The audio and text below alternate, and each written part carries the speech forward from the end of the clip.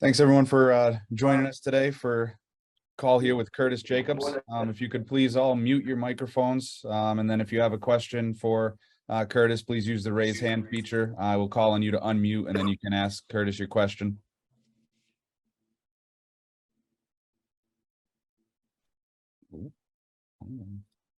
Rich Garcella. Morning, Curtis. Thanks for doing this. Appreciate it. No problem. What is your assessment of the Auburn running game through their first two games and Tank Bigsby in particular? Obviously they're a really great running team. We got to bring our hard hats on Saturday. In my opinion, I think they have three really good backs. I just started watching film on them yesterday and Sunday, and I know they got Tank and the kid Jaquez Hunter. They're both really, really good. But I also saw the kid number 22. I haven't seen his name yet, but he's also a burner. He's really good. So we're definitely gonna have to strap up our hard hats and come with our A game on Saturday. Daniel Gallen. Good morning, Curtis. Just wanted to get your thoughts of two games under Manny Diaz. What's it been like to play in his defense, and what do you think about his scheme kind of maximizes what you're able to do? I think the scheme has been great. It just allows you to play aggressive, always erring on the side of being aggressive. So you could do certain things and you could not really. It's like you could have certain technical areas, but as long as you're aggressive, it'll work out in the grand scheme of the defense.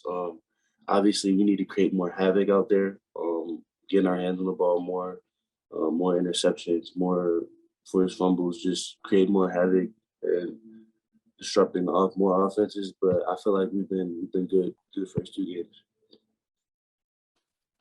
Joe Smeltzer. Hey, Curtis. How beneficial do you think it is going into Auburn, being that just 2 weeks, not even 2 weeks ago, you played at Purdue and had a big game to start out the season that not a lot of teams get in week one or the first few weeks? It's really just being in that hostile environment. I think we have a lot of experience with that, especially on the defense. Just having guys that are able to go out there and tune all of that out and just play football. And that's really important because we got some of the young guys that experience early. So now it's not our first time going out and being in that environment in this type of game. Max Ralph. Hey, Curtis, appreciate your time. I'm wondering in regards to Kobe and Kalen, how you think those two are different this year in year two compared to where they were last year? Maturity. I think they both matured very, very well.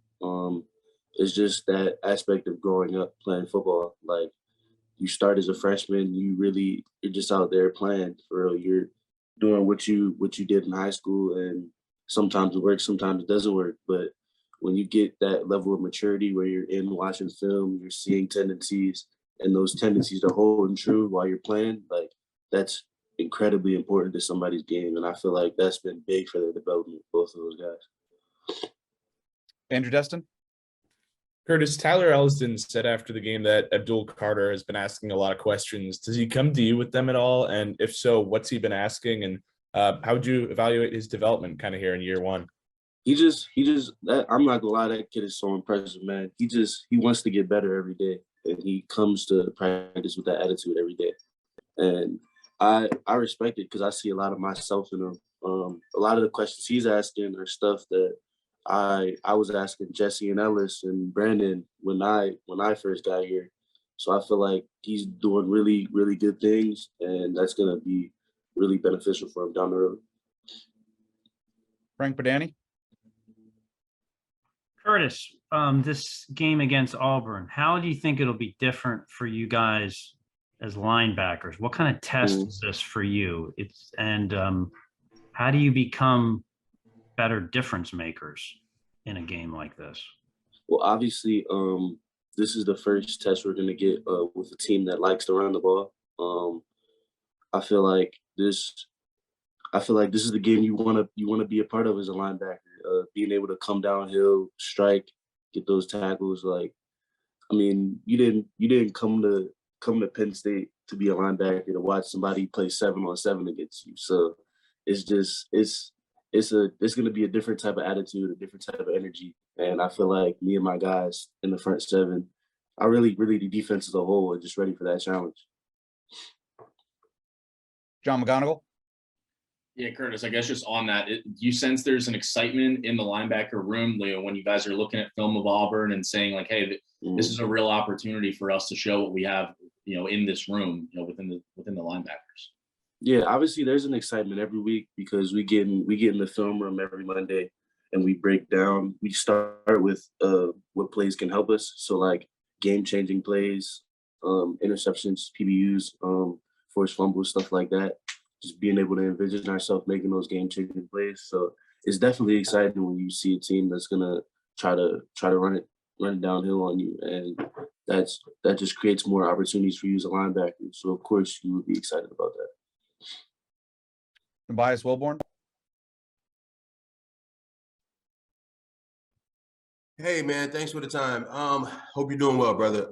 What have you noticed with Auburn's two quarterback system? They have TJ Finley and Robbie Ashford, and what kind of differences do they present? Yeah, obviously both of those quarterbacks are really good guys. I got the opportunity to play against both of them in high school as well as on this level. So I would say it's just a great opportunity.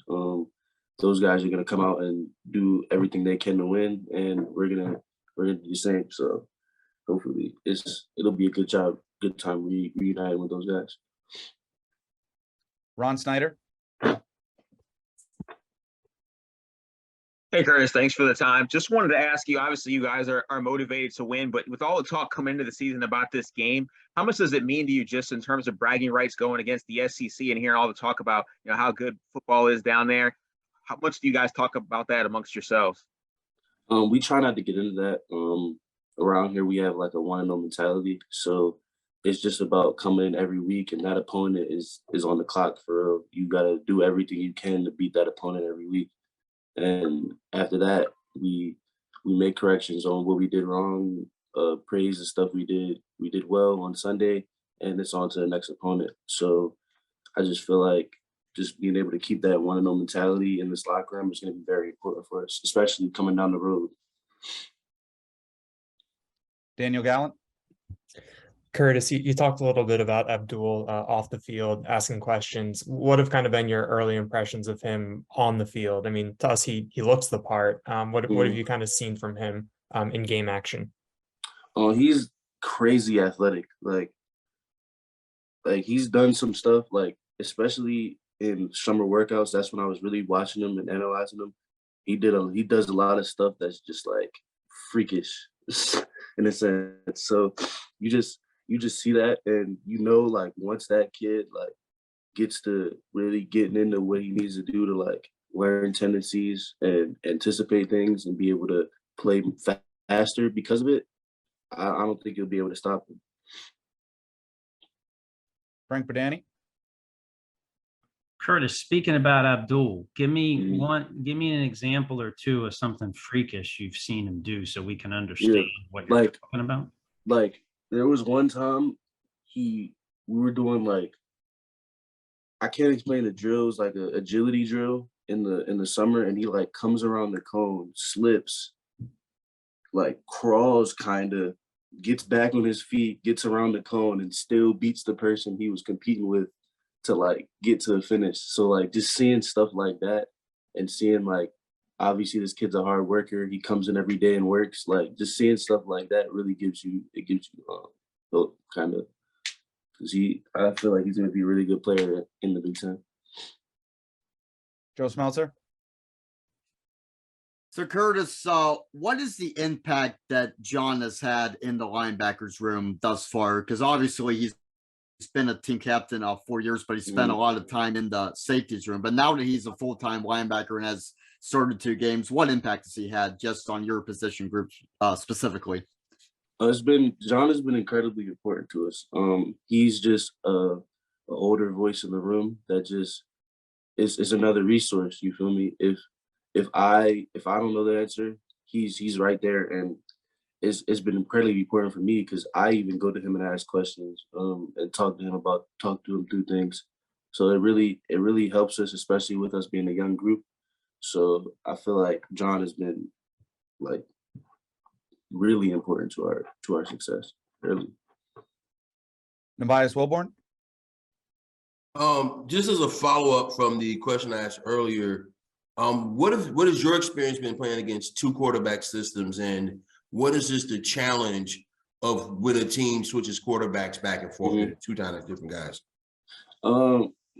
Obviously it's a challenge because you can't really focus on one guy because both guys have things that make them special. And for the most part, when you get those two systems, it's a throwing guy and a running guy. So that's what we really want to lock in on. But obviously, both of these quarterbacks are talented in all aspects. So obviously, it'll be a challenge this week, but we just got to get in the film room and get out and practice and rep it and just get out there and play our game. John Petishnock. Hey, Curtis, good morning. With Dan Connor being back with the team, Penn State's all-time leading tackler, he's a defensive analyst. Do you actually speak much with him directly? I'm just wondering, him being around the team, have you had a chance to talk with him and maybe some of the impressions that you've had from what it means to have him back with the program? Man, that guy's a Hall of Famer. I'm gonna ask him as many questions as I can. I wanna pick his brain as much as I can because obviously that's an all-time great, and you don't get a chance to talk to many all-time greats when you're playing this game. So obviously, every time I have a question, just having him in the room has been really important because, like, even if he wasn't a defensive analyst, I'd be bombarding him with questions when he comes back. Like, you should ask Jack Ham how many questions I ask him when he comes on campus. So it's just great to have a guy like that in the room. Obviously, a great dude outside of his legacy, very humble guy, and it's just been great having him. Daniel Gallant. Curtis, you've had kind of a front row seat to that middle linebacker battle with Tyler and Kobe. What's been your impressions of how they've played in these first two games, and what do each of them, I guess, what do they bring to the table that's unique to them on the field? I feel like it's been really, really good. Both guys have played their heart out and came with the right attitude all camp and through both games. I feel like Ty, he brings more of a like statistics, like studying approach. Like you could tell he knows the game. He's calling stuff out when he's out on the field, and that's very helpful. He gets downhill. He trusts the framework of the defense, so that's very important. And then Cole, he also trusts the framework of the defense. Like he's a guy that's going to really get tagged downhill and really get those TFLs and tackles. So I feel like both those guys are going to be big this season. We do have time for a few more questions for Curtis. If anybody has anything additionally, please use the raise hand feature. I'll call on you to unmute and you can ask Curtis your question. If not, we'll let him go. Go ahead, Daniel. Curtis, in some of those sets with 7 defensive backs, we've seen Tig come down into the box and kind of be, I guess a linebacker in those formations. What's it like having that kind of flexibility in Manny Diaz's defense, and what do you think about how Tig plays that role? It's amazing. Obviously Tig, he's a ball hawk, very smart football player.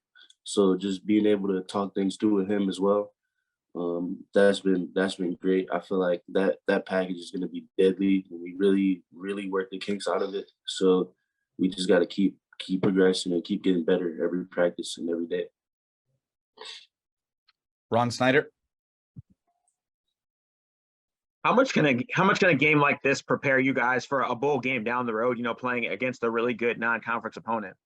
I feel like that could be really important. Obviously, I'm not trying to think down the road to a bowl game opportunity.